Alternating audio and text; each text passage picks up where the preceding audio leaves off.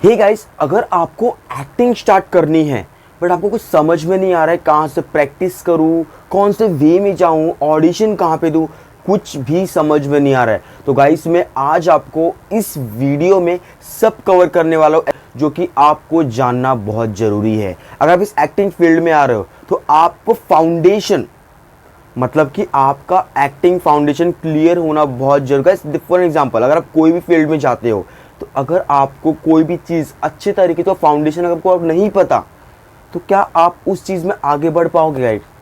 Seriously बात है, नहीं बढ़ पाओगे। क्यों? आपका फाउंडेशन क्लियर नहीं है। तो आज मैं आपको ऐसे बहुत से पॉइंट्स है आपको बताने वाला हूँ कि अगर आपको इस एक्टिंग फील्ड में आना है तो आपको क्या करना है, क्या नहीं करना है, किस चीज़ पे आपको प्रैक्टिस करना है बहुत, ताकि आप जब अपना ऑडिशन दो, अपना परफॉर्मेंस दो तो आपका सिलेक्शन हो जाए। सबसे पहला पॉइंट है ऑब्जर्व पीपल।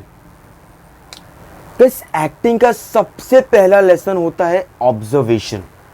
अब ऑब्जर्वेशन मतलब ये नहीं कि सिर्फ आपको एक्टिंग देखनी है, नहीं, आपको लोगों को ऑब्जर्व करना है कि वो जो बंदा है कैसा चलता है, कैसा बोलता है। जैसे कि मैंने यहाँ पे लिखा ना गाइस, लोग कैसे वॉक करते हैं, इसके बाद कैसे बात करते हैं। अगर कोई लोग वो नर्वस है तो नर्वस होने पर क्या करते हैं वो, मतलब आप जितना अच्छा ऑब्जर्वेशन करोगे, कल को अगर आपको वही कैरेक्टर शूटिंग पे मिल गया, परफॉर्म करने को मिल गया, तो गाइस आप कितना अच्छा परफॉर्मेंस दोगे। क्यों? क्योंकि आपने ऑब्जर्व किया हुआ।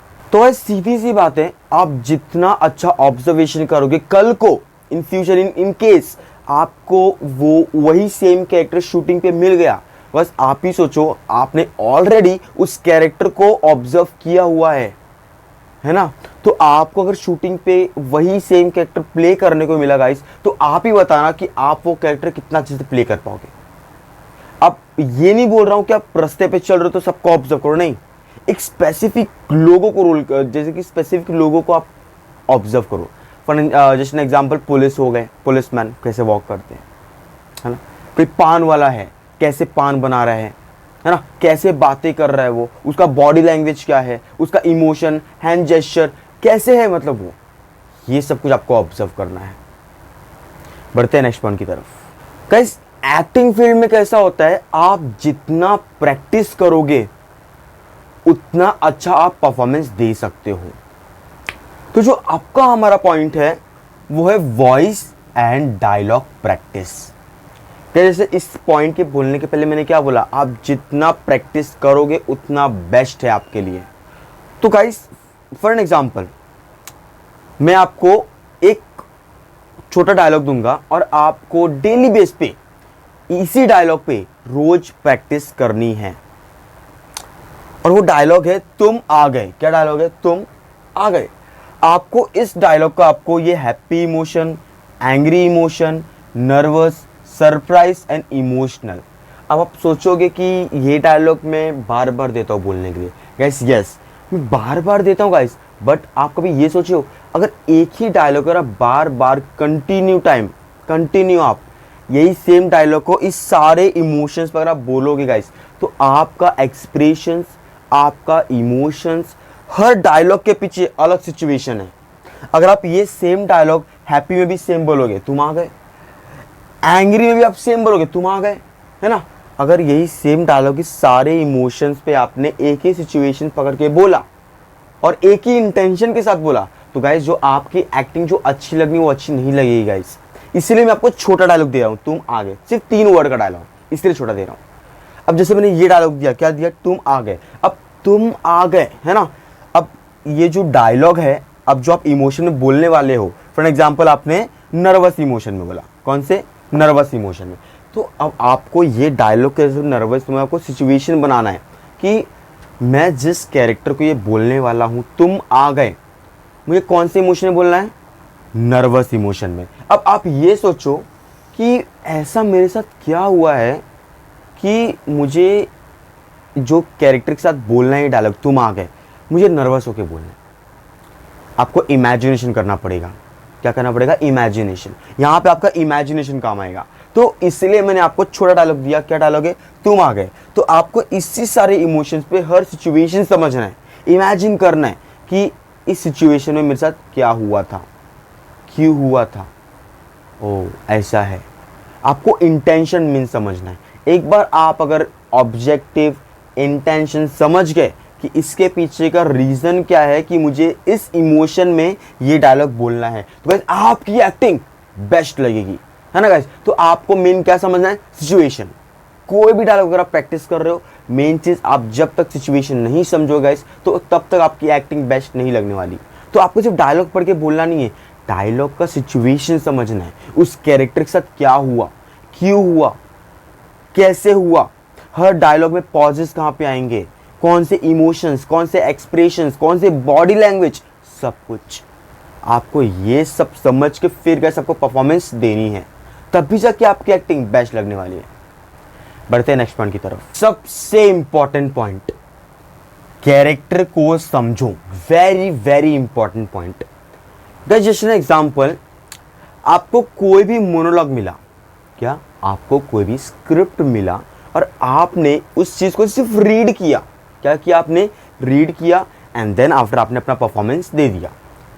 गाइस अब जो आपने परफॉर्मेंस दिया, अब जो आपके सामने कास्टिंग टीम वाला बैठा है गाइस, वो आपके एक्सप्रेशंस को देखेगा, आपके इमोशंस को देखेगा, आपके बॉडी लैंग्वेज, मतलब आपके हैंड जेस्चर, ये सब कुछ देखने वाला है। आपका कहता कॉन्फिडेंस है ना।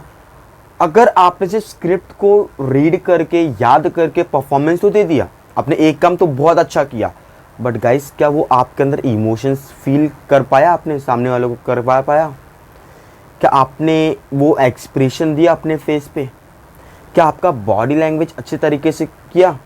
आपका वॉइस मॉड्यूलेशन सही था? आपके पॉजेस सही थे? नहीं।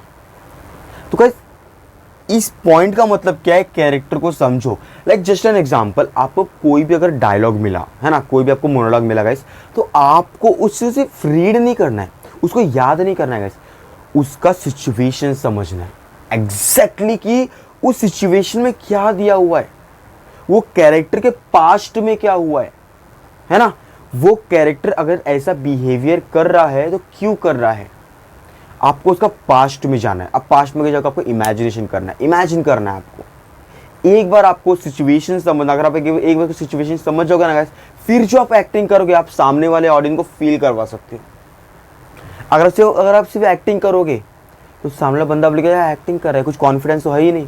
बट अगर आपने उसका सिचुएशन समझ लिया, सिचुएशन मतलब क्या, वो कैरेक्टर ऐसा क्यों कर रहा है ना। अगर आपने एक बार समझ लिया, उसका सिचुएशन समझ लिया आपने, तो उसका आप बिहेवियर कैसे करना आप वैसे कर सकते हो। कहाँ पे आपको पॉजेस लेना है वो भी कर सकते हो।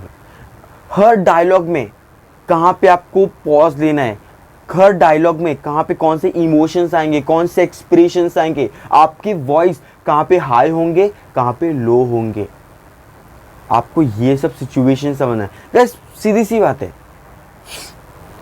आप अगर एक्टिंग कर रहे हो ठीक है, तो जब तक अगर आप सामने वाले को फील नहीं करवा पा रहे हो गाइस, तो आप समझना कि आप एक्टिंग कर ही नहीं पा रहे हो। सामने वाले को फील होना चाहिए आप जो भी कैरेक्टर प्ले कर रहे हो कि हाँ अब इसके बाद मेरा एक्टर क्या करेगा, अब ये हीरो क्या करने वाला है। यार हीरो तो पूरा शांत हो गया, लगता है कुछ तबाही मचाएगा अब, ऐसा। तो सामने वाले को फील आना चाहिए। एक्टर मतलब क्या? एंटरटेनमेंट, एंटरटेन जो करता है वो एक्टर। बट गाइस अगर आप सामने वाले को फील करवा देते हो, सबसे अच्छे एक्टर हो आप, तो आपको फील करवाना है, एक्टिंग नहीं करनी है आपको। एक्टिंग के साथ साथ आपको ऐसे एक्टिंग करनी कि सामने वाले को फील आना चाहिए कि आप ही वो कैरेक्टर में हो, ऐसा। सो गाइस अगर आपको एक्टिंग के रिलेट कोई भी डाउट हो आप में कमेंट पे पूछिए, हमारी टीम को जरूर रिप्लाई करेगी। एंड गाइस अगर आपको एक्टिंग सीरियसली सीखना है गाइस, आप हमारे चैनल को सब्सक्राइब कर लो, क्योंकि यहाँ पे आपको डेली बेस पे एक्टिंग की गाइड फ्री ऑफ कॉस्ट मिलती रहेगी। एंड वो भी ऐसे ही नहीं, normal, basic to advance level. And अगर आपको कोई डाउट भी हो एक्टिंग के रिलेटेड, आप में कमेंट पे पूछिए, हमारी टीम को जरूर उसको रिप्लाई करेगी। Thank you.